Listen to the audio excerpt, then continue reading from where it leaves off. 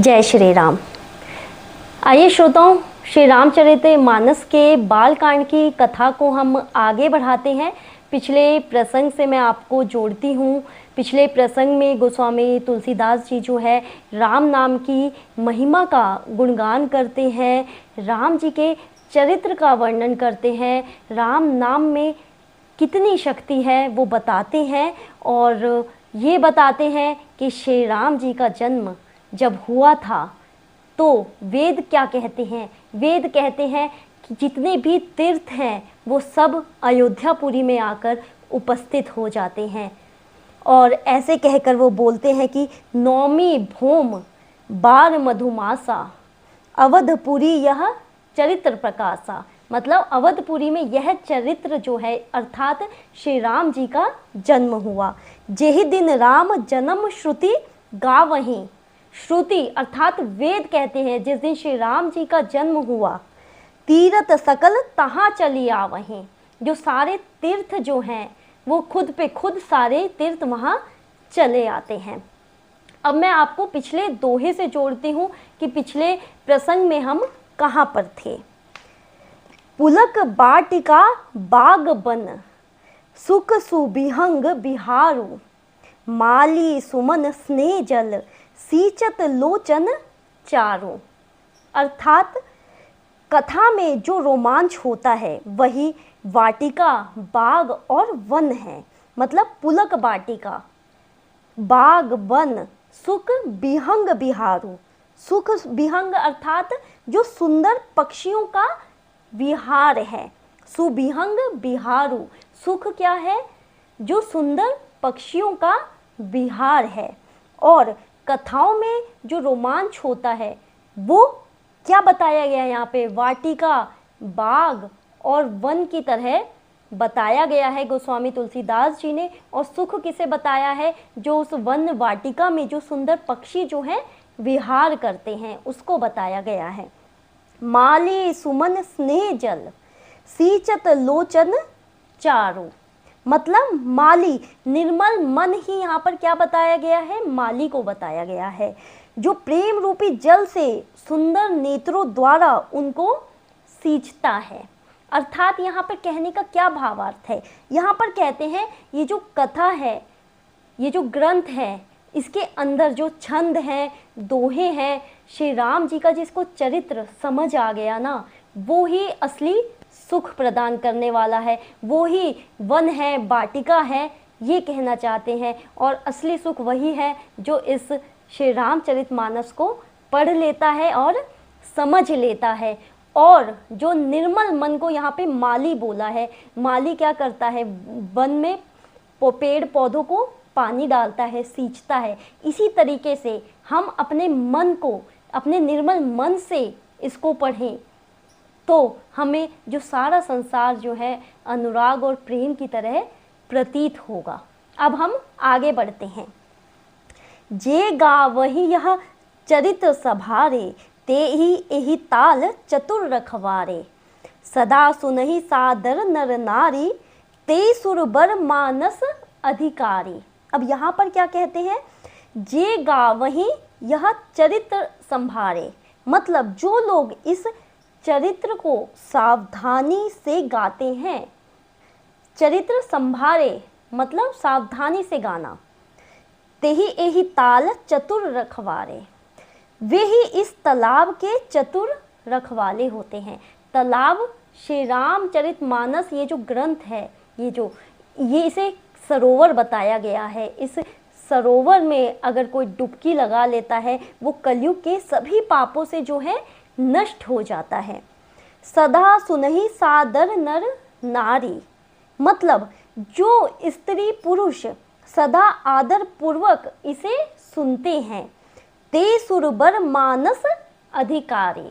अब क्या कह रहे? वे ही इस सुंदर मानस के अधिकारी उत्तम देवता हैं। मतलब वही कहने का ये भाव है कि इसको अगर आप निर्मल मन से सुनेंगे, अपने जो मन के जो नेत्र हैं उससे अगर आप इसको देखेंगे श्री रामचरितमानस को, वो ही अधिकारी होगा। ते सुरबर मानस अधिकारी, वो ही इस सुंदर मानस के अधिकारी उत्तम देवता होगा, जो इस मानस रूपी तालाब का रखवाला, अर्थात इस मानस रूपी जो श्री राम जी का चरित्र है उसको समझने में सक्षम हो पाएगा। अति खल जेई विषय बग कागा, यही सर निकट न जाहि अभागा। सुबंग भेक से वार समाना, इहा न विषय कथा रस नाना।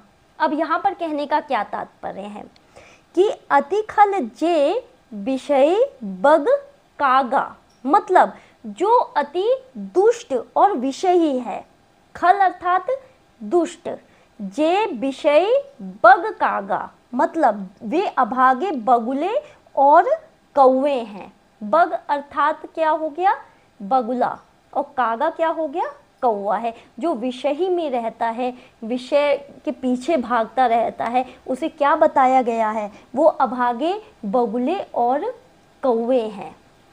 बगुला क्या करता है, सरोवर, वो सरोवर के किनारे ही रहता है, और मेंढक को खाता है, वो सरोवर के अंदर नहीं आता बगुला। तो वही बताया गया है, जो विषयी लोग जो है, इस रामचरितमानस जी का ये जो सरोवर बताया गया है इस ग्रंथ को, वो उसके अंदर नहीं आएंगे, वो विषय में डूबे रहेंगे और बाहर रहेंगे, इसको खोलेंगे नहीं, इस ग्रंथ को पढ़ेंगे नहीं। तो उन्हें तुलसीदास जी ने क्या बताया गया है, उन ऐसे विषयों को उन्होंने मतलब कौवा और बगुले की उपाधि दी है, और कहते हैं वो उसी भांति है, वो अभागे हैं।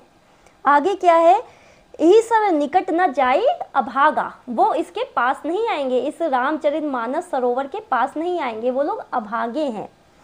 सुबंग भेक से वार समाना, अब यहाँ पर क्या कहते हैं, क्योंकि यहाँ मानस सरोवर में, ये जो ग्रंथ है श्री रामचरितमानस है, इस सरोवर में मेंढक और सेवार के समान विषय रस की नाना कथाएं नहीं हैं, इसलिए वो नहीं आएंगे। बगुले को क्या चाहिए, वो मेंढक पकड़ता है दूर सरोवर के किनारे रहकर, तो वो विषय में ही अपना बिजी रहेंगे और इस श्री रामचरितमानस सरोवर में नहीं आएंगे। तुलसीदास जी का ये कहने का भाव है। अब आगे बढ़ते हैं। तेहि कारण आवत हिये हारे, कामी काक बलाक विचारे, आवत एहि सर अति कठिनाई, राम कृपा बिनु आई न जाई।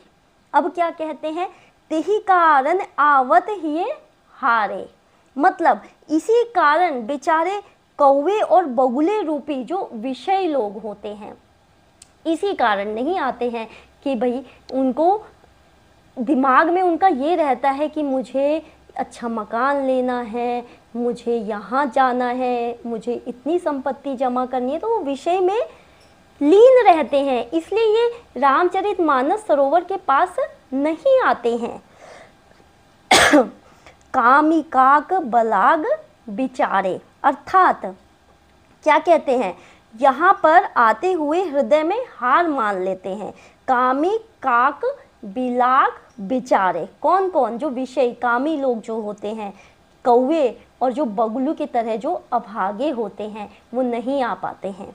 आवत यही सर अति कठिनाई, क्योंकि इस सरोवर तक, इस रामचरितमानस सरोवर तक आने में उन्हें बहुत कठिनाई होगी। राम कृपा बिनु आई न जाई, अर्थात श्री राम जी के कृपा के बिना तो इस कथा में, इस कथा को कोई सुन ही नहीं सकता है, कोई पढ़ ही नहीं सकता है इस ग्रंथ को, जब तक श्री राम जी की कृपा नहीं हो जाती है। कठिन कुसंग कुपंथ कराला, तिनके बचन बाग हरि ब्याला, गृह कारज नाना जंजाला, ते अति दुर्गम सैल बिसाला। अब यहाँ पर क्या कहते हैं तुलसीदास जी, कठिन कुसंग कुपंथ कराला, मतलब घोर कुसंग ही भयानक बुरा रास्ता है। तिनके वचन बाघ हरि ब्याला, उन कुसंगियों के वचन ही बाघ, सिंह और सांप है। मतलब आपकी संगति मैटर करती है कि आप अच्छी संगति में हैं या कुसंगति में हैं।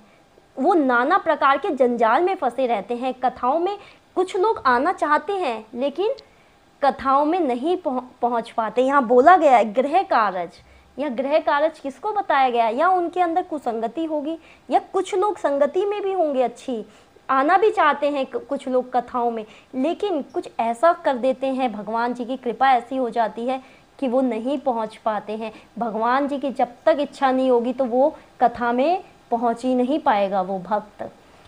कुछ ना कुछ कारण हो ही जाएगा, या तो परिवार का कोई सदस्य बीमार हो जाएगा।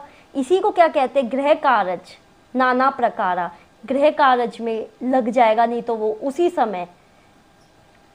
ते अति दुर्गम शैल विशाला, अर्थात कि अत्यंत दुर्गम बड़े बड़े पहाड़ उसके सामने आ जाएंगे। वो इंसान आना भी चाहेगा कथा में, ग्रंथ को सुनना भी चाहेगा, पढ़ना भी चाहेगा, लेकिन कुछ गृह कारज आ जाएंगे नाना प्रकार के, वो बड़े बड़े पहाड़ की तरह उसके आगे आ जाएंगे कि वो पहुंच ही नहीं पाएगा अगर वो आना भी चाहता है। तो तुलसीदास जी यहाँ पर ये समझाना चाह रहे हैं। बन बहु विषम मोह मद माना, नंदी कुतर्क भयंकर नाना। मतलब मोह मद और मान ही बहुत से बिहड़ वन है।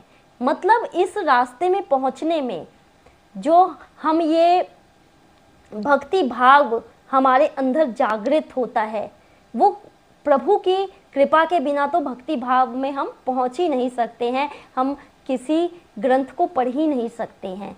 उसके बीच में बहुत बृहद मतलब भारी भारी पहाड़ आएंगे। किस चीज़ के पहाड़ बताए गए हैं यहाँ पे, मोह मद मत्सर, इन सब चीज़ों के रास्ते में अड़चने आएंगी, और वही मनुष्य भक्ति में लीन हो सकता है जो इन सभी जो समस्याओं को पार कर पाए। कुतर्क भयंकर नाना, मतलब नाना प्रकार के कुतर्क ही भयानक नदियां हैं। जो कुतर्क यही बताया गया, मोह मद मत्सर, इन सब चीज़ को कुतर्क बताया गया है। ये जब तक हमारे जीवन में रहेंगे, ये हर एक मनुष्य के जीवन में होते हैं। अगर हम इसको समाप्त कर देते हैं अपने अंदर के मोह को, मद को, मत्सर को, तो हम इस भक्ति में पहुंच सकते हैं। अब यहाँ पर दोहा है, जे श्रद्धा संबल रहित नहीं संतह कर साथ, तिन कहूँ मानस अगम अति, जिनहि न प्रिय रघु नाथ। अब यहाँ पर क्या भाव है कि जे श्रद्धा संबल रहित, जिनके पास श्रद्धा रूपी राह खर्च नहीं है और संतों का साथ नहीं है, मतलब जिसके अंदर श्रद्धा, सबसे पहली बात तो ये है, गोस्वामी तुलसीदास जी ने पहले शुरू में ही बताया था कि श्रद्धा और विश्वास के बिना तो हम इस कथा को समझ ही नहीं सकते हैं। तो जिसके अंदर श्रद्धा ही नहीं है, संतों का साथ ही नहीं है, वो क्या बोल रहे हैं, संतन कर साथ नहीं संतर कर साथ, तिन कहूँ मानस अगम अति, जिनहि न प्रिय रघु नाथ। उनके लिए जो श्री रामचरित मानस जो है बहुत ही ज़्यादा अत्यंत ही अगम है, मतलब समझना बहुत मुश्किल है उनके लिए जिनके पास संतों का साथ नहीं है, और जो श्रद्धा से नहीं, जिसके अंदर श्रद्धा विश्वास नहीं है, तो वो ये श्री रामचरित मानस जो है समझ ही नहीं सकता है। अर्थात श्रद्धा, सत्संग और भगवत प्रेम के बिना कोई इसको नहीं पा सकता है, कहने का यहाँ पर यही भाव है। अब आगे बढ़ते हैं। जो करी कष्ट जाई पुनि कोई, जात ही नींद जुड़ाई होई, जड़ता जाड़ विषम उर लागा, गयहूँ न मंजन पाव अभागा। मंजन क्या कहते हैं हम, मंजन हम कहते हैं कि डुबकी लगाना सरोवर में। अब यहाँ पर क्या भाव है, जो करी कष्ट जाए पुनि कोई, मतलब यदि कोई मनुष्य कष्ट उठाकर वहां तक पहुंच भी जाए, मतलब इस श्री रामचरित मानस रूपी सरोवर में कोई कष्ट उठाकर पहुंच जाए, बड़े परेशानी के साथ अपने मोह को त्याग कर, मद मोह मत्सर को त्याग कर पहुंच भी जाता है, तो वहाँ जाते ही उसे नींद रूपी जड़ता आ जाएगी। मतलब उसे ऐसा हो जाएगा, मतलब जब तक प्रभु की इच्छा नहीं होगी ना, तब वहाँ वो कथा कहीं चल भी रही होगी ना, तो वो वहाँ पर बैठा भी होगा उस कथा के बीच में, तो वो उसको नींद आ जाएगी, वो नहीं सुन पाएगा। कुछ ऐसी भगवान की कुछ ऐसी लीला हो जाएगी उसके साथ कि वो कथा को सुन ही नहीं पाएगा। अगर वो वहाँ पे पहुँच भी जाता है, बिना मन के पहुँच जाता है, बहुत कठिनाई झेल के भी पहुँच जाता है, जब तक भगवान की कृपा नहीं होगी तो वहाँ बैठे बैठे भी उसको नींद आ जाएगी, या उसका मन जो होगा कहीं और चला जाएगा, किसी और ही सोच में पहुँच जाएगा वो इंसान, अगर भगवान की यहाँ पर कृपा नहीं है। यहाँ साफ साफ लिखा गया है कि जाते ही नींद जुड़ाई हुई, उसे वहाँ जाते ही नींद से जुड़ जाएगा। जड़ता जाड़ विषम उर लागा, मतलब क्या है, हृदय में मूर्खता रूपी बड़ा कड़ा जाड़ा लगने लग जाएगा उसके हृदय में जो है। अब हृदय में जाड़ा अर्थात यहाँ पर ये नहीं है कि ठंड लगने लग जाएगी, यहाँ पे है कि उसके अंदर जो हृदय में जो है एक अलग सी जड़ता आ जाएगी, उस विषय से वो भटक जाएगा, उस समय उस कथा से ही भटक जाएगा, और जिससे वहाँ जाकर भी वह अभागा स्नान नहीं कर पाता। स्नान अर्थात इस श्री रामचरितमानस की जो कथा है, ये जो सरोवर है, इस कथा में वो इस सरोवर में स्नान नहीं कर पाएगा। कहने का यहाँ पर ये भाव है कि कुछ लोग कथा में होकर भी उस कथा का आनंद नहीं ले पाते हैं, उस कथा को नहीं समझ पाते हैं। अब आगे बढ़ते हैं। करी न जाई सर मंजन पाना, फिरी आवई समेत अभिमाना, जो बहोरी कोई पूछन आवा, सर निंदा करी ताही बुझावा। अब कहने का क्या भाव है कि करी न जाई सर मंजन पाना, उससे उस सरोवर में स्नान और उसका जलपान तो किया नहीं जाता। किस सरोवर की बात हो रही है यहाँ पर, जो मानस रूपी जो सरोवर बताया गया है, वो उसमें स्नान कर ही नहीं पाएगा, अर्थात वो राम जी की कथा को समझ ही नहीं पाएगा, उनके चरित्र को नहीं समझ पाएगा।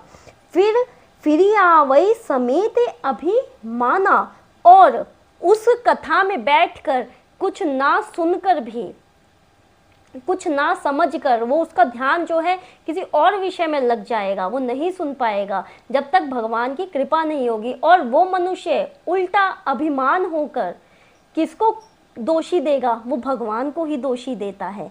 क्या कहते हैं यहाँ बोला है, फिरी आवई समेत अभिमाना, वह अभिमान सहित लौट आता है। जो बहोरी कोई पूछने आवा, फिर यदि कोई उससे पूछता है कि भाई मुझे बताओ कि कथा में तुमने क्या जाना, तो वो क्या कहता है, सर निंदा करी ताही बुझावा। तो वो अपने अभाग्य की बात ना कहकर सरोवर की निंदा करके उसे समझाता है। मतलब वो अपना नहीं बोलेगा कि मेरा ध्यान भटक गया था, कि मतलब मैं तो समझ ही नहीं पाया कि कथा में क्या कुछ मैं सीखा हूँ। यहाँ पर ये बताना चाह रहे गोस्वामी तुलसीदास जी कि ऐसे लोग जो है अभिमान से भर कर आते हैं, और उनसे कोई पूछता है कि कथा में तुमने आज क्या सुना, क्या जाना, उल्टा वो कहते हैं कि अरे उन व्यास जी को तो कथा कहनी आती ही नहीं थी, मतलब उन्हें तो कुछ पता ही नहीं है। उल्टा वो उन पे ही दोष मढ़ देते हैं। ऐसे लोग जो होते हैं दूसरों पे ही दोष मढ़ेंगे, अपना अभागा नहीं देखेंगे कि तुम कितने अभागे हो कि कथा में पहुंचकर भी तुम उस कथा को नहीं सुन पाए। क्यों? क्योंकि भगवान नहीं चाहते थे। इसका मतलब यही है कि निर्मल मन से बैठो, सच्चे हृदय से बैठो कथा सुनने। अब आगे बढ़ते हैं। सकल बिघ्र व्यापहि नहीं तेहि, राम सुकृपा बिलोकहि जेहि, सोई सादर सर मंजनु करई, महाघोर त्रय ताप न जरई। अब यहाँ पर क्या भाव है, सकल बिघ्र व्यापहि नहीं तेहि, ये सारे विघ्न, विघ्न मतलब जो विघ्न होते हैं, जो हमारे रास्ते में आते हैं, जो भगवान से जो हमें जोड़ते हैं, तो वो चीज़ जो है, जो विषय हमारे रास्ते में आते हैं, जब हम विषयों में जो हैं उसमें उलझ के रह जाते हैं, वो सारे विघ्न जो आते हैं, क्या कह रहे हैं, उसको नहीं व्यापते, बांधा नहीं देते। मतलब जिसे श्री रामचंद्र जी सुंदर कृपा की दृष्टि से देखते हैं, जिस पर श्री राम, कहने का भाव यहाँ पर क्या है कि राम सुकृपा बिलो कहीं जे है। श्री राम जी की दृष्टि जिस पे पड़ गई ना, श्री राम जी का आशीर्वाद जिस पर है, तो कितने भी विघ्न आ जाए आपको वो कथा ज़रूर समझ आएगी और आप इस कथा को ज़रूर सुनेंगे भक्ति भाव से, अगर आपके अंदर सच्ची भावना है तो। सोई सादर सर मन जनु करई, अर्थात वही आदर पूर्वक इस सरोवर में स्नान करता है। मंजन अर्थात डुबकी लगाता है, स्नान करता है इस मानस रूपी जो सरोवर में। महाघोर त्रय तापना चरई, और महान भयानक त्रिताप से नहीं जलता। यहाँ पर देखिए कहने का क्या भाव है, जिस पर श्री राम जी की कृपा होती है ना, चाहे कितनी भी बाधा आ जाए रास्ते में, हमें मोह मद मत्सर हमको बांध ले, लेकिन श्री राम जी की अगर कृपा है ना, तो कितने भी कोई भी कष्ट आ जाए आप इस कथा को सुन पाएंगे। जो जितने ताप होते हैं, हमारे जितने कष्ट होते हैं, वैसे 3 प्रकार के जो होते हैं ताप कहे जाते हैं। एक होता है देहिक, दूसरा दैविक और तीसरा यहाँ भौतिक। देहिक अर्थात क्या होता है, जो हमारे शरीर का जो दुख होता है देहिक। दैविक अर्थात जो नेचुरल डिजास्टर होता है, जो आपदाएं आती है उसका जो दुख होता है। और भौतिक जो मनुष्य के जो किए गए कृत्य, जो कार्य जो होते हैं मनुष्य के, उससे जो उसको दुख पहुंचता है। तो ये तीनों दुखों से वो परे हो जाता है अगर श्री राम जी की उस पर कृपा है तो। अब आगे बढ़ते हैं। ते नर यह सर तजही न काऊ, जिनके राम चरण भल भाव, जो नहाई चाह यही सर भाई, सो सत्संग करौ मन लाई। अब यहाँ पर क्या कहते हैं तुलसीदास जी, ते नर यह सर तजही न काऊ, जिनके मन में श्री रामचंद्र जी के चरणों में सुंदर प्रेम है। जिनके राम चरण भल भाव, मतलब सुंदर प्रेम है, चरण भल भाव राम जी के चरणों में। तेनर यह सर तजऊ न काऊ, वे इस सरोवर को कभी नहीं छोड़ेगा। तजहू अर्थात नहीं छोड़ना, तजना, उसको नहीं छोड़ेगा। तेनर यह सर, सर अर्थात सरोवर, रामचरितमानस रूपी जो सरोवर है, इसको कभी नहीं छोड़ेगा। जिसको श्री राम जी के चरणों में प्रीति है, जिसको श्री राम जी के चरणों में अनुराग है, वो इस मानस रूपी सरोवर को कभी नहीं त्यागेगा। जो नहाई चाह यही सर भाई, सो सत्संग करौ मन लाई। और जो इस सरोवर में स्नान करना चाहेगा, स्नान अर्थात ये रामचरितमानस रूपी जो सरोवर है, इसको अगर वो ठीक से समझने की कोशिश करेगा, राम जी के चरित्र को समझेगा, जो सो सत्संग करौ मन लाई, वह मन लगा के सत्संग करे, वो उसमें डूब जाएगा। जो इसको समझ जाएगा ना, इस रामचरितमानस रूपी सरोवर को, वो फिर उसमें डूब जाएगा और फिर उससे बाहर नहीं निकल पाएगा, प्रभु की कृपा होगी तो। अब आगे बढ़ते हैं। असमानस मानस चख चाही, भई कभी बुद्धि बिमल अव गाही, भयो हृदय आनंद उछाऊं, उमगयो प्रेम प्रमोद प्रभाहु। अब यहाँ पर क्या कहते हैं, असमानस मानस चख चाही, ऐसे मानस सरोवर को हृदय के नेत्रों से देखकर, मतलब हृदय के नेत्र से, ये वाली आँखों से तो हम कुछ नहीं देखते हैं, ये आँखें तो बस हमें वही दिखाती है जो हम देखना चाहते हैं, दृष्टि, ये तो विषयों को देखना चाहते हैं। जो मन की आँखें जो होती है, मन के हृदय की, जो सुअंजन कहा जाता है कि सुंदर नेत्रों से देखो, निर्मल नेत्रों से देखो, तभी हम इस कथा को समझ सकते हैं, सुन सकते हैं, देख सकते हैं। तो वही कह रहे हैं कि असमानस मानस चख चाही, चख चाही जो देखता है, भाई कभी बुद्धि बिमल अव गाही, उसमें गोता लगाकर कवि की बुद्धि निर्मल हो गई है। मतलब जितने हमारे ये साधु संत समाज जो है, जितने भी व्यास हैं जो ये कथा बाँचते हैं, तो उन्होंने सब पहले क्या किया है, पहले इस मानस रूपी सरोवर में उन्होंने खूब स्नान किया है, खूब पढ़ा है, वेद शास्त्रों का अध्ययन किया है, तब जाके वो यहाँ पर पहुँचे हैं। वही कहना चाह रहे हैं तुलसीदास जी कि कोई इतनी आसानी से इस कथा को नहीं समझ सकता है जब तक प्रभु श्री राम जी की कृपा नहीं होगी। भयउ हृदय आनंद उछाऊं, हृदय में आनंद और उत्साह भर गया। उमगऊ प्रेम प्रमोद प्रभाव, और प्रेम तथा आनंद का प्रवाह उमड़ गया। प्रेम प्रमोद, प्रमोद अर्थात आनंद का उसमें प्रवाह उमड़ जाएगा, जिस पर श्री राम जी की कृपा होगी। वो इस सरोवर से निकलना ही नहीं चाहेगा। श्री रामचरित मानस रूपी जो सरोवर है वो उससे कभी नहीं निकलना चाहेगा। चली सुभग कबीता सरिता सो, राम विमल जस जल भरीता सो। सरजू नाम सुमंगल मूला, लोक वेद मत मंजुल कूला।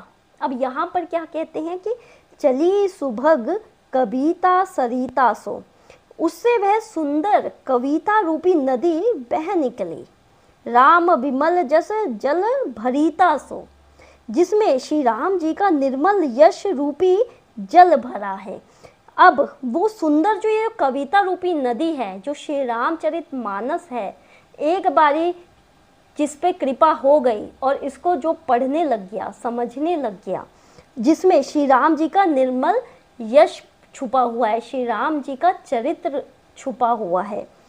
सरजू नाम सुमंगल मूला, और इस कविता रूपी नदी का नाम सरयू है। सरयू नदी जो है, जो अयोध्या में है, तो वही बोल रहे हैं कि ये जो है सरयू नदी की तरह पवित्र है। ये जो ग्रंथ जो है सरयू नदी की तरह पवित्र है। लोक वेद मत मंजुल कूला, अर्थात जो संपूर्ण सुंदर मंगलों की जड़ है, और लोक मत और वेद मत इसके दो सुंदर किनारे हैं। वेदों में भी और लोक मत में भी ये इसको सरयू नदी की तरह पवित्र बताया गया है, इसे श्री रामचरित मानस को। अब यहाँ पर आगे बढ़े। नदी पुनीत सुमानस नंदिनी, कलिमल तृण तरु मूल निकंदनी। अब यहाँ पर क्या कहते हैं, नदी पुनीत सुमानस नंदिनी, यह सुंदर मानस सरोवर की कन्या सरयू नदी बड़ी पवित्र है। नदी पुनीत सुमानस नंदिनी बहुत पवित्र है।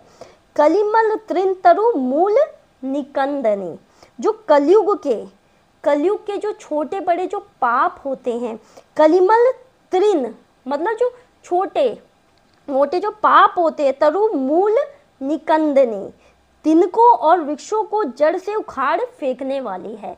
जो हमारे अंदर अगर इस श्री रामचरित रूपी मानस सरोवर में जो गोता लगा लेता है, जो स्नान कर लेता है, जो हमारे पाप होंगे ना, जो हमसे अनजाने में भी हुए होंगे, छोटे मोटे जो भी पाप हैं, वो जड़ से उखाड़ फेंक जाएगा। मतलब जो वृक्ष को जो जड़ से उखाड़ फेंकने वाले होते हैं, वो वैसे ही हमारे पाप भी है सारे नष्ट हो जाएंगे। यहाँ पर तुलसीदास जी ये कहना चाहते हैं। अब चलिए आगे की कथा हम अगले सत्र में सुनेंगे। तब तक के लिए जय श्री।